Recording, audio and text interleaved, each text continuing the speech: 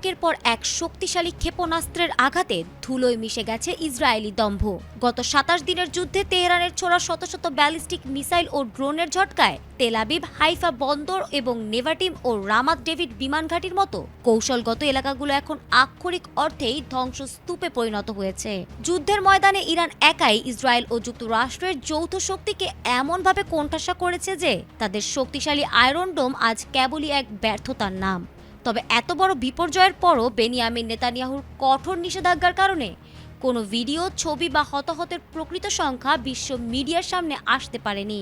সেন্সরশিপের বেড়াজালে ঢেকে রাখা হয়েছে ইসরায়েলি সেনাদের লাশের সারি আর ধ্বংস হওয়া সামরিক জানমালের হিসাব। যুদ্ধের এমন সংকটময় মুহূর্তে মার্কিন প্রেসিডেন্ট ডোনাল্ড ট্রাম্পের দেওয়া যুদ্ধবিরতির প্রস্তাব বারবার নাকচ করে দিয়েছে ইরান। তেহরান স্পষ্ট জানিয়ে দিয়েছে, শত্রুকে চূড়ান্ত শিক্ষা না দেওয়া পর্যন্ত তারা পিছু হটার পাত্র নয়। ইরানের এই আপোষহীন অবস্থান ও একের পর এক বিধ্বংসী হামলা ইসরায়েলি সামরিক কাঠামোর কোমর একেবারে ভেঙে দিয়েছে।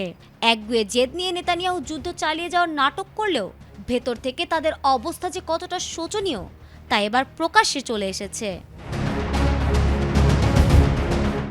এতদিন যা কঠোরভাবে গোপন রাখা হয়েছিল, হঠাৎ করেই সেই বোমা ফাটিয়েছেন খোদ ইসরায়েলি সেনাপ্রধান আইল জামির।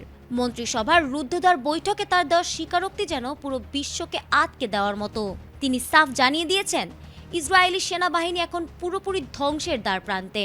সেনাপ্রধানের এই আর্তনাদ মূলত দীর্ঘস্থায়ী যুদ্ধের সেই ভয়াবহ বাস্তবতাকে সামনে এনেছে, যা নেতানিয়াহু সরকার বিশ্ববাসীর কাছে লুকানোর আপ্রাণ চেষ্টা করছিল। একে তো জনবল সংকট, তার উপর লজিস্টিক সাপোর্টের অভাব, সব মিলিয়ে আইডিএফ এখন লড়াই করার ন্যূনতম ক্ষমতাও হারিয়ে ফেলেছে। সেনাপ্রধানের এই লাল সংকেত প্রমাণ করে যে ইরানের অকুতোভয় প্রতিরোধের মুখে ইসরায়েলি দাপট এখন কেবলই ইতিহাসের পাতায় ঠাঁই নেওয়ার অপেক্ষায়। প্রতিটা মিশনে গিয়েই যেন ইসরায়েলি সেনার সংখ্যা কমছে আর মরদের সারি বাড়ছে। শুধু সেনাপ্রধানই নন, ইসরায়েলি বিরোধী দলীয় নেতারাও এখন সরকারের ওপর চড়াও হয়েছেন। তারা প্রকাশ্যেই স্বীকার করছেন যে ইরান ও লেবানন ফ্রন্টে একসাথে লড়তে গিয়ে ইসরায়েলি ডিফেন্স ফোর্স এখন ভেতর থেকে পুরোপুরি ফোকলা হয়ে গেছে। একদিকে গাজা আর পশ্চিম তীরের প্রতিরোধ, অন্যদিকে ইরানের একের পর এক বিধ্বংসী আঘাত, সব মিলিয়ে ইসরায়েলি দম্ভ এখন ধুলোয় মিশে যাওয়ার অপেক্ষায়। যারা অন্যকে মানচিত্র থেকে মুছতে চেয়েছিল, আজ তাদের নিজের অস্তিত্বই চরম সংকটের মুখে। আজ তাদেরই সেনাপ্রধানের কণ্ঠেই ধ্বনিত হচ্ছে পরাজয়ের করুণ সুর। ফারহানা হক, এটিএন বাংলা।